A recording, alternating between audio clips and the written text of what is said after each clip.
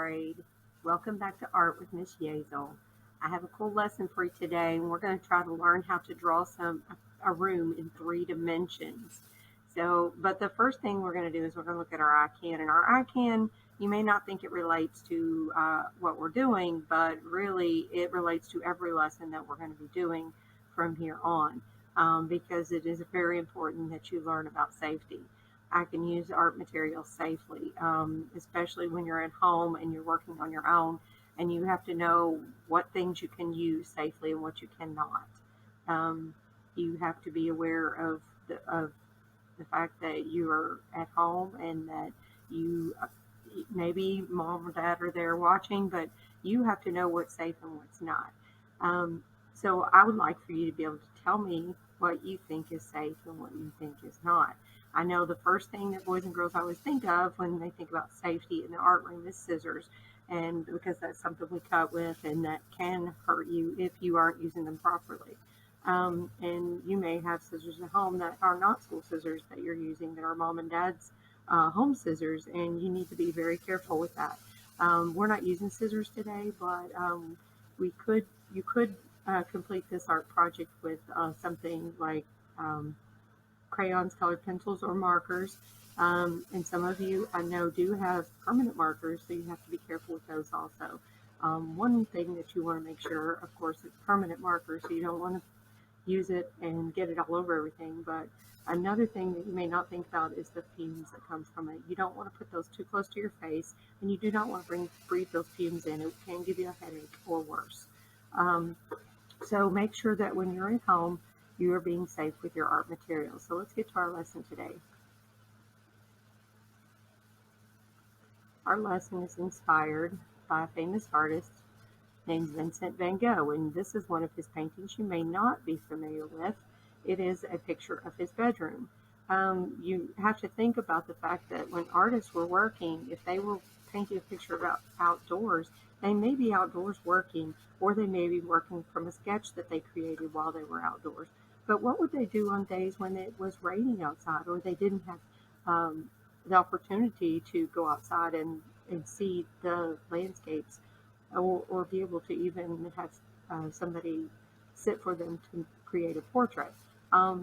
They would probably be practicing and creating pictures of their surroundings, just like Van Gogh did. He created a picture of his bedroom, and he did do this subject a couple of times. And we're looking at it because we're going to try to create something that's 3D, and this is the way that it is painted is 3-dimensional. So we're going to get some directions on how to create a 3D bedroom. And you need a piece of paper and a pencil. If you have a ruler, you could. We didn't use rulers at school. We used a straight edge of a piece of cardstock. So if you have a ruler, get a ruler, pencil, and paper, and join me here for the demo in just a minute. So I have my ruler, my pencil, my paper. I'm getting ready to make my 3D room. So first I'm going to start by drawing a line. I'm going to use my hand as a guide. It's about 4 fingers from the bottom of the paper. I'm trying to kind of center it in the middle of the paper, so if you can eyeball it and without measuring, that's fine too. We don't want it to be too big, but particularly we don't want it to be too small.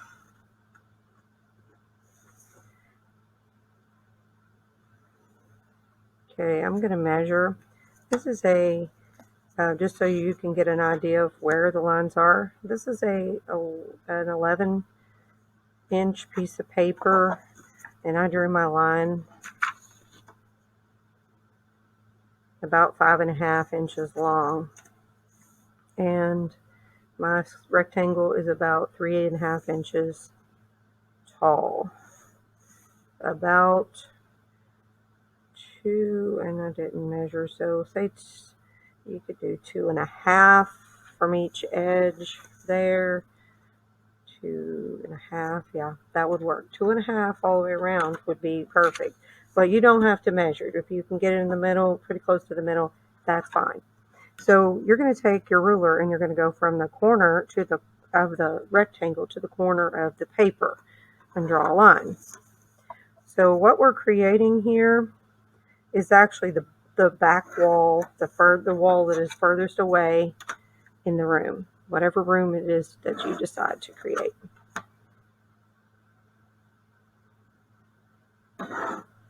So then you need to, this is going to be your floor, 2 side walls, ceiling, and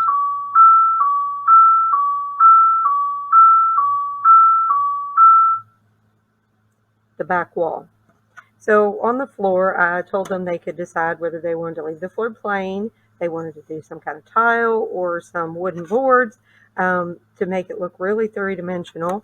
If you wanted, you could start in the middle with a straight line and then make your lines go at an angle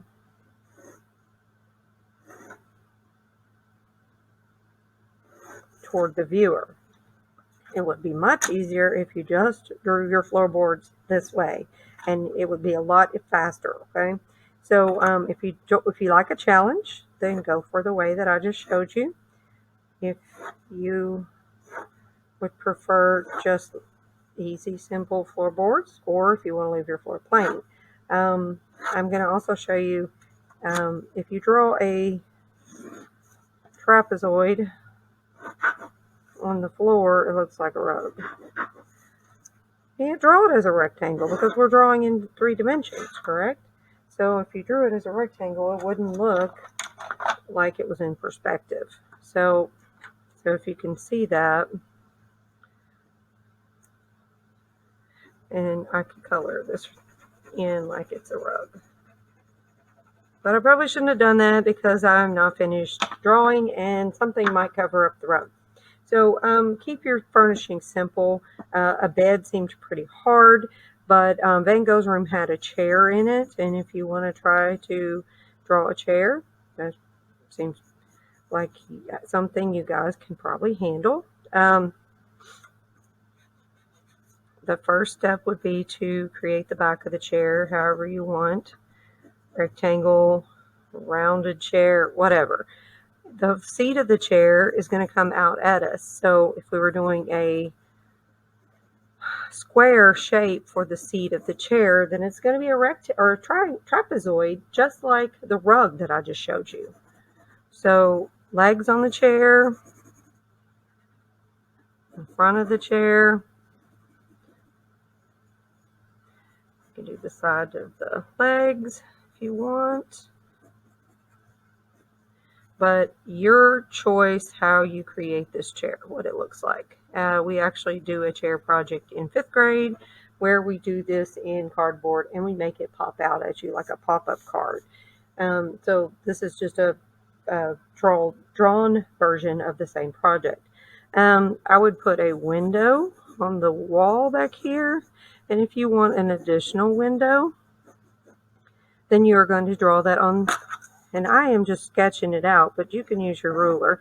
And always make sure that when you're drawing, these lines are straight up and down, these lines are straight across, because it will help you when you start drawing things like windows. So this line's straight. The line that for the other side of the window is going to be a little longer. So really, we're just creating that same trapezoid, only it's on the wall instead of on the floor.